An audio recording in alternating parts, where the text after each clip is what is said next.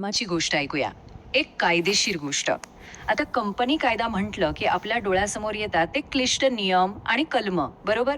पण खरं तर हा फक्त नियमांचा संग्रह नाहीये. ही एक गोष्ट आहे की एक छोटीशी कल्पना, एक छोटासा विचार कायदेशीररित्या कसा जिवंत होतो आणि पुढे जाऊन एक मोठं साम्राज्य कसं बनू शकतो. कधी विचार केलाय का की एखादी साधीशी कल्पना जी कोणाच्या तरी डोक्यात येते, तिचं रूपांतर मोठमोठ्या कंपन्यांमध्ये कसं काय होतं? यामागे एक जादू आहे, एक कायदेशीर रचना आहे, जी त्या कल्पनेला अक्षरशः पंख लावते. चला, याच प्रवासाचा प्रत्येक टप्पा आपण आज उलगडून पाहूया. या सगळ्याची सुरुवात होते एका नवीन जन्मापासून. हो, पण हा जन्म माणसाचा नाही, तर कायद्याच्या नजरेत एका नवीन कृत्रिम व्यक्तीचा आहे. ऐकून विचित्र वाटते ना? पण ही व्यक्ती आपल्यासारखी नसली तरी तिला आपल्यासारखेच अनेक अधिकार मिळतात. आणि आज आपण अशाच एका कंपनीच्या जन्मापासून ते तिच्या शेवटपर्यंतचा सगळा प्रवास पाहणार आहोत. तर मग आपल्या या गोष्टीच्या नायकाला भेटूया. आपण एका काल्पनिक कंपनीची गोष्ट पाहणार आहोत आणि तिचं नाव आहे इनोव्हा वर्क्स. याच इनोव्हा वर्क्सच्या जन्माच्या गोष्टीतून आपण कंपनी कायद्याचे सगळे बारकावे सोपे करून समजून घेऊ. मग आता प्रश्न येतो की ही कंपनी नक्की आहे तरी काय? सोप्या भाषेत सांगायचं झालं तर समजा कंपनी म्हणजे कायद्यानं तयार केलेला एक रोबोट आहे. या रोबोटला स्वतःचं वेगळं अस्तित्व आहे. म्हणजे ज्यांनी त्याला बनवलंय त्या मालकांपासून तो पूर्णपणे वेगळा आहे. आता आपली इनोव्हा वर्क्स ही फक्त एक कल्पना राहिलेली नाहीये, तर कायद्याच्या जगात ती एक स्वतंत्र व्यक्ती बनली आहे.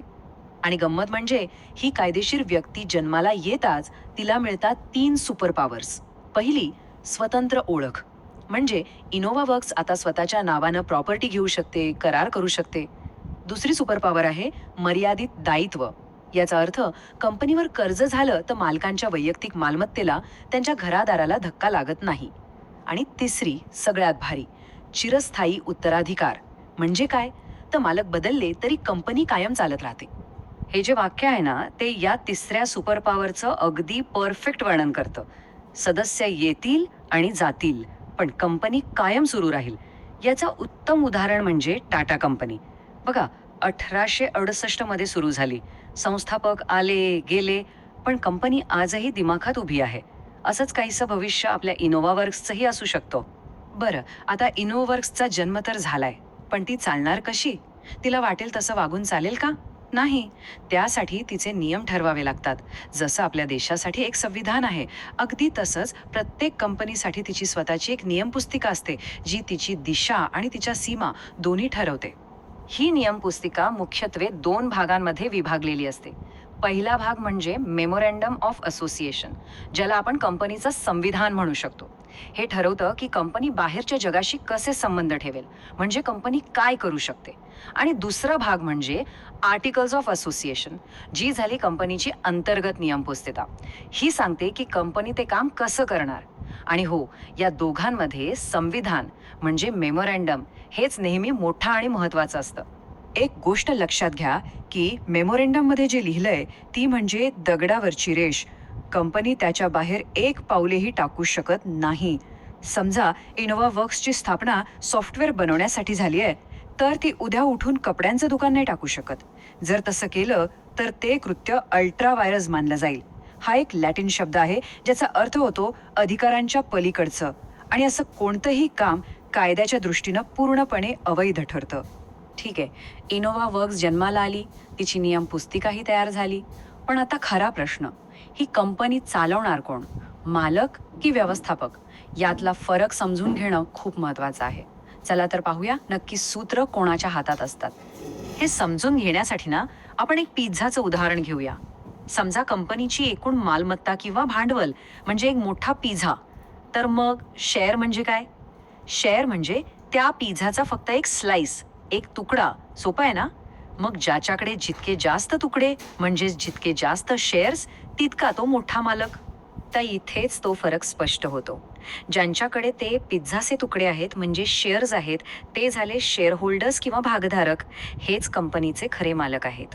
पण हे मालक रोज कंपनी चालवायला जात नाहीत. नाही, त्यासाठी ते काही तज्ज्ञ लोकांना नेमतात, ज्यांना आपण डायरेक्टर्स किंवा संचालक म्हणतो.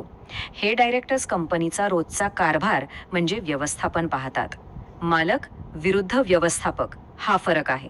इनोव्हा वर्क्स आता सुरू झाली आहे, पण गाडीला जसं इंधन लागतं, तसंच व्यवसायाला मोठं होण्यासाठी लागतं भांडवल, म्हणजे पैसे. मग कंपनी हे इंधन, हे पैसे कसे उभे करते? पाहूया. पैसे उभे करण्याचे दोन मुख्य मार्ग आहेत. पहिला म्हणजे शेअर्स विकणे, ज्याला इक्विटी म्हणतात. इथे पैसे देणारा कंपनीचा मालक बनतो. नफा झाला तर त्याला वाटा मिळतो, तोटा झाला तर तोही सहन करावा लागतो, म्हणजे धोका जास्त. दुसरा मार्ग आहे डिबेंचर्स विकणे, जे एक प्रकारचं कर्ज आहे. इथे पैसे देणारा मालक नाही तर कर्जदाता बनतो. त्याला नफ्या तोट्याशी मतलब नसतो, त्याला त्याचं ठरलेलं व्याज मिळतं. इथे धोका कमी असतो. मालक बनायचा की कर्जदाता, हा फरक आहे. आता आपण जे मालक बनण्याबद्दल बोललो, त्या मालकांना त्यांच्या गुंतवणुकीचं फळ कसं मिळतं? तर ते मिळतं लाभांश किंवा डिव्हिडंडच्या स्वरूपात. सोपं आहे. जेव्हा कंपनीला नफा होतो, तेव्हा त्या नफ्यातला एक छोटासा हिस्सा ती आपल्या मालकांना, म्हणजे शेअर होल्डर्सना, एक प्रकारे बक्षीस म्हणून देते. कुठलीही गोष्ट नेहमीच सुरळीत चालत नाही. त्यात चढउतार, संघर्षही येतातच. इनोव्हा वर्क्सच्या गोष्टीतही ते आहेत. आणि हो, प्रत्येक गोष्टीसारखाच ह्या गोष्टीचाही एक शेवट आहे. चला तर आता कंपनीच्या आयुष्यातला संघर्ष आणि तिचा अंतिम अध्याय पाहूया.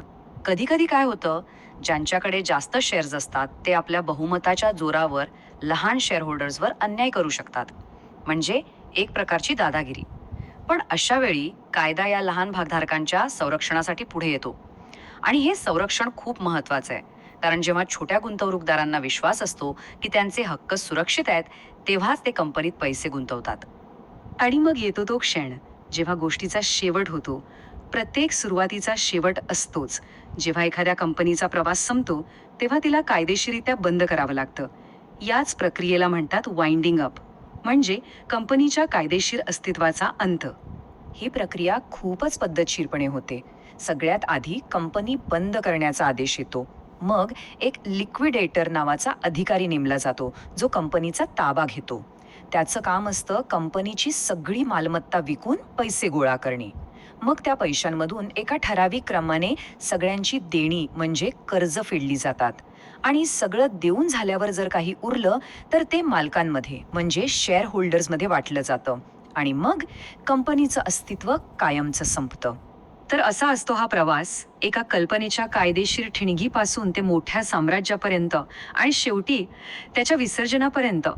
खरंच ही कंपनी नावाची रचना मानवी महत्वाकांक्षेला आणि उद्योजकतेला चालना देणारं एक शक्तिशाली इंजिन आहे. पण जाता जाता एक विचार नक्की करावासा वाटतो. ही जी कंपनीची रचना आहे, जी मालकांना मर्यादित दायित्वाचा एक सुरक्षित पडदा देते, तो पडदा खरोखरच प्रगतीसाठी एक उत्तम साधन आहे, की कधी कधी जबाबदारीतून पळ काढण्यासाठी मागे लपण्याची एक जागा? विचार करण्यासारखा प्रश्न आहे, नाही का?